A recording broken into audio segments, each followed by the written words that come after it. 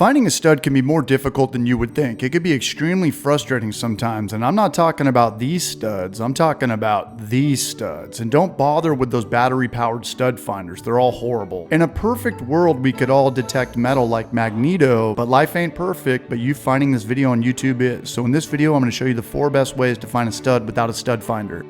But what is a stud? And we'll use my shed here for the sake of the tutorial so we don't have to blast through any of my drywall. And it's the vertical framing. And most don't know that 2x4s aren't actually 2 by 4 inches. They're actually 1.5 by 3.5 inches. So it's a little bit difficult, a little bit tougher to find that stud. But ultimately, we're trying to find the metal screws that hold up our drywall. So let's go. Here's the 4 best ways. Number 4. Knocking is next level, but it gives you a great point of reference. Knocking on a stud will give you a solid sound, while knocking on an empty space is going to produce a hollow sound. But keep in mind, there's studs on both sides of windows, where walls start, where walls end, closets, doors. It's going to be on the left or right side of a outlet or a light switch. If you have a newer home, these studs are going to be 16 inches from center across. But I have an old house. My house is weird. Some rooms it's 24 inches and some rooms it's 16. Knocking is just a point of reference for me, but there's much better ways. Number 3. Unscrew an outlet cover, and you might want to kill your power for this too. I had to, since I just changed out my outlets from 2-prong to 3-prong, and just use a flathead on both sides of the outlet. If you push through, no stud, and if you can't push, then the stud's on that side, and then just go 16 inches from there. And just make sure you've killed the power. I recommend buying one of these Klein voltage testers, 20 bucks on Amazon. I'll leave a link in the bio for that. This thing could save your life. Number 2, take a small panel board nail and hammer it right on the top of the baseboard. If it goes in effortlessly, you missed a stud. That's just drywall. But if it's difficult and you'll be able to hear it and you can't pull it out, then boom, you've found a stud, and then just go 16 inches from there. Just use a vertical level to measure up from there,